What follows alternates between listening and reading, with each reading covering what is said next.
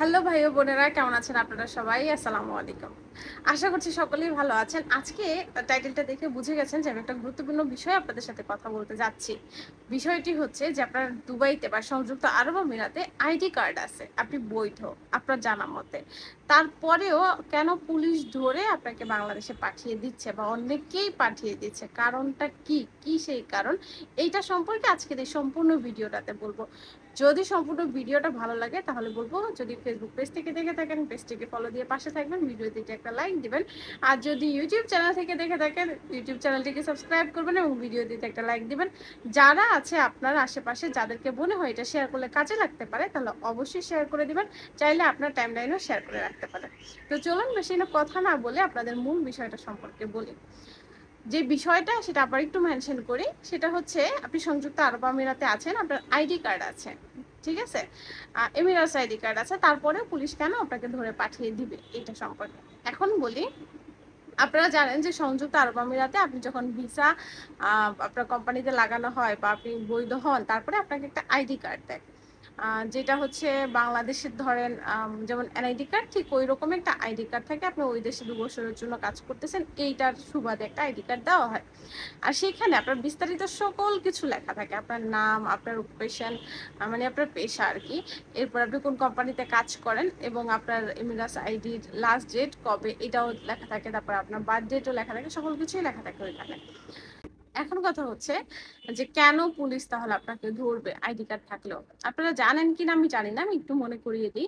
এখন কিন্তু দুবাইতে আপনি যদি কোথাও কাজে যান, সাথে আপনার মানে আইডি কার্ড রাখতে হবে। যদি কখনো আপনাকে পুলিশ ধরে বা আপনি রোডেই আছেন, যে কোনো কাজে গেছেন, নামাজ পড়তে গেছেন ধরেন, আপনাকে পুলিশ ধরে, সেই সময় আপনার আইডি কার্ডটা দেখবে। আইডি কার্ডটা দেখার পরে আপনাকে কিন্তু জিজ্ঞাসা করবে যে আপনার নাম কি, আপনি কি কাজ করেন, আপনার কোম্পানি কোনটা, আপনার কোম্পানির নাম কি, আপনার কোম্পানির অফিস কোথায়, এইভাবে আপনাকে জিজ্ঞাসা করবে। অবশ্যই বাংলাতে জিজ্ঞাসা করবেন না, হিন্দিতে অথবা ইংলিশে অথবা আরবিতে জিজ্ঞাসা করবে, যে কোনো একটাতে আপনাকে অ্যান্সার করতে হবে, তাদের সাথে কথা বলতে হবে। এখন কথা হচ্ছে আপনি উত্তর দিলেন, কিন্তু সেই উত্তর যদি ওই আইডি কার্ডের সাথে মিল না হয়, তাহলে কিন্তু তারা বুঝে যাবে যে এখানে ঝামেলা আছে। এটা কেন হয় সেটা বলি। সংযুক্ত আরব আমিরাতে লেবার ক্যাটাগরির ভিসা অফ, আমরা সবাই জানি। তো হাই প্রফেশনের ভিসাতে যারা গিয়েছেন দুবাইতে যাওয়ার পরে দেখা গেল একটা কোম্পানিতে ভিসা লাগিয়েছে, হাই প্রফেশনের ম্যানেজার, তারপরে হচ্ছে এইচআর, এই টাইপের বিভিন্ন পোস্টে লাগিয়েছে ভিসা। দেন সে কোনো একটা লেবার পোস্টে কাজ করতেছে।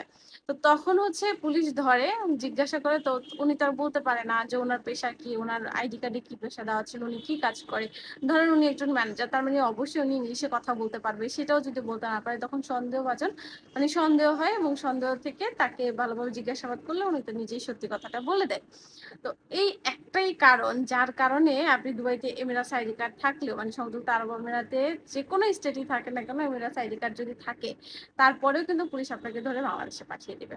তো যারা এই মুহূর্তে দুবাইতে আছেন, যারা এই হচ্ছে হাই প্রফেশনের ভিসা নিয়েছেন বা এক কোম্পানি থেকে ভিসা নিয়েছেন, অন্য কোম্পানিতে কাজ করতেছেন, আহ তারা একটু সাবধানতার সহিত থাকবেন, ঠিক আছে? যারা এই ধরনের কাজগুলো করেছেন, কারণ আপনাকে যদি কখনো পুলিশ ধরে, সেক্ষেত্রে কিন্তু আপনি বিপদের সম্মুখীন হতে পারেন। তো আজকে যে টপিকটা নিয়ে আপনাদের সাথে কথা বললাম, আশা করতেছি আপনারা টপিকটা সম্পূর্ণ বুঝতে পেরেছেন। যদি বুঝতে পেরে থাকেন তাহলে অবশ্যই যেটা বলেছিলাম, ভিডিওটিতে লাইক আর শেয়ার করে দেন। ভালো থাকবেন সকলেই। আল্লাহ হাফেজ। আসসালামু আলাইকুম।